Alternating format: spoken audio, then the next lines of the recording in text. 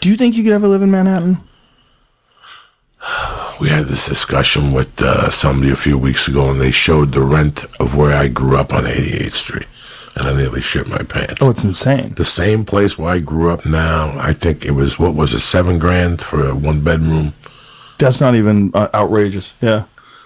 The money there is so crazy, it makes you wonder how anyone can afford to live there other than like really wealthy people.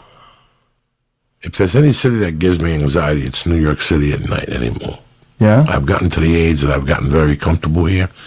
And when I go play the stand on Thursday nights, I stand on the corner before you go in.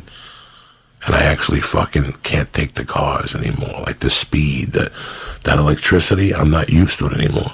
Really? Yeah, it fucks with me a little bit. So on Thursdays, I don't go into the city no more. I just wait till I go to the shows. And it's weird how when you're from that area, it takes you a couple days to acclimate. Like I was getting on the ferry and I was getting bullied on the ferry. You? Yeah, getting bullied. Straight up, people walking in front of me and shit. But I'm from L.A. I don't need this aggravation. Like so Thursday, these days they were doing that? Oh, they're fucking rude motherfuckers. The people who live on the Jersey side and they work in New York, they think their shit don't stink, so they cut you off, and you overcome it because you're an adult and you don't give a fuck. By Saturday, some lady pregnant with a fucking thing was trying to cut me off, and I finally go, oh, relax. Like, you forget that you're a nice person. Like, you forget. Wow. People not opening up doors, like people pushing. You're like, you know what? I'm from a different civilization. Like people, you forget. And then you toughen up by Saturday, but then you'll leave on Sunday anyway. So what's the toughness for? You know what I've been saying for a while is that what's going on in New York and what goes on the entire East Coast with the difference between the way people behave there versus out here is that they're still too close to the people that first landed there. Like the people that first landed there, like my grandparents and their families, they came over from Europe, Italy, and Ireland and everything like that. Those were barbarians. Those people were animals. I mean, you just think about life, like you're talking about the Depression, right? This is all my grandparents came like when the Depression was going on. It was a hard world.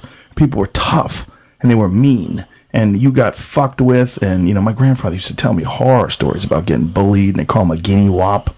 Like, and just mean shit and beating them up. And just everybody was mean. Well, they were the Arabs of today. Yeah. Yeah, that's how you have to look at it. Hard, mean world.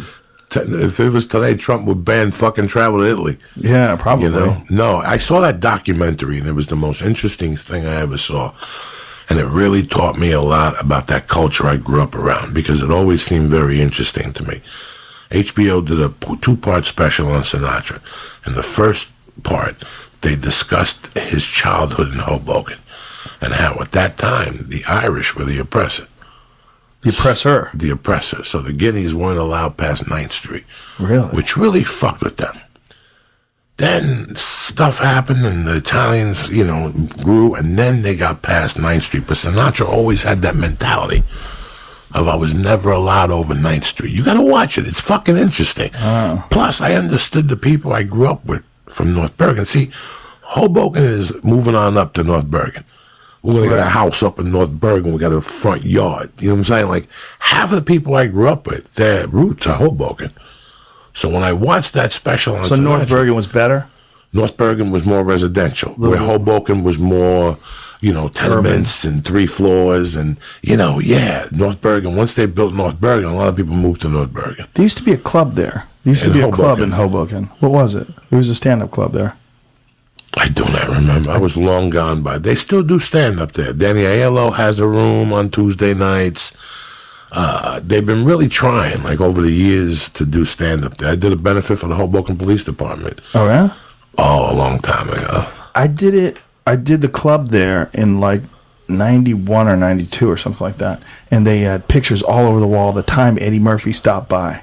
That's all I remember. Like, Eddie Murphy was here at one point in time. Like, they had, like, a photo, and it said, like, 1989 Eddie Murphy. It was, like, 3 years ago. And everybody's like, oh, remember that time? 3 years ago? Eddie Murphy came down there. Fuck, I didn't know there was a comedy club in Hoboken. When I started in Denver. When I went back, the big club was Rascals and the other one, but there was also Main Street Showcase.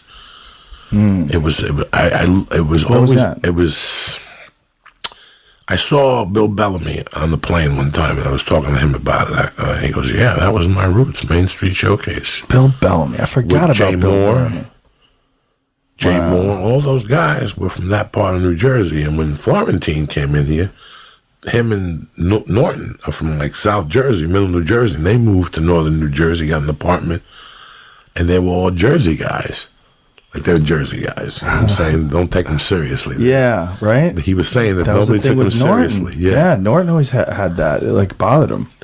You're not funny till you move to New York. Yeah, isn't that funny? Like, you have to go to New York to be taken seriously. If you live in New Jersey, you're just a hack. You're telling fart jokes and shit, you know? Those clubs in Jersey are brutal. I mean, Bananas is club, the Bananas one by Fort is Lee. brutal. And it's brutal. You do comedy at a ping pong table. But Did it's you do the fun. one in Poughkeepsie? I did the one in Poughkeepsie I did that one. a couple times. That's in a ballroom, Lee. Yeah. And it's next to a gas station. That's as good as it gets, dog. And they put you in the downstairs room, and when I tell you it's fucking freezing, it's fucking freezing. They got one diner in the lobby, and it's the worst food you've ever eaten in your life. Even if they give you the 30% off, you'd rather fucking starve to death. That's how bad that place is. And you're stuck up there for 2 fucking nights next to a gas station. That's it. I worked up there with Tony V. Do you know Tony V? Fuck yeah. I worked up there with Tony V. I was the middle. He was the headliner. And some lady kept flashing the light while I was on stage. I was supposed to do, like, I don't know, 20, 25 minutes, something like that. And at like 10 or 15, she's flashing the light. And I ignored it. I just did my set. I got off stage. And she goes, "Okay, I don't know if you know how we do it here, but you can't do that language at this club." And I remember saying, like, "What are you talking about?" Like, I was laughing because I was already moved to New York. I was already getting work. I already had Sussman as a manager. I was like, "What?" And she was like, "You're gonna have to change your act to work." I go, "No, I'm not." I go, "What are you, the manager here?" I go, "I got booked here. I got booked here by the owner of the club." I go, "I'm gonna do my act. They know what my act is." I go, "You don't like it, so you want me to change?"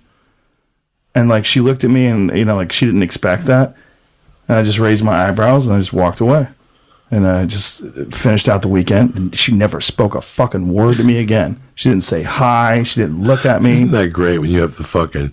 Every once in a while, you got to drop a bomb on a motherfucker. But and they'll just look at you like, what? She was talking to me like she was the manager at Wendy's, and I was the fry boy. She's like, "I don't know if you know how this works here." Like, she's like the lady that takes the tickets.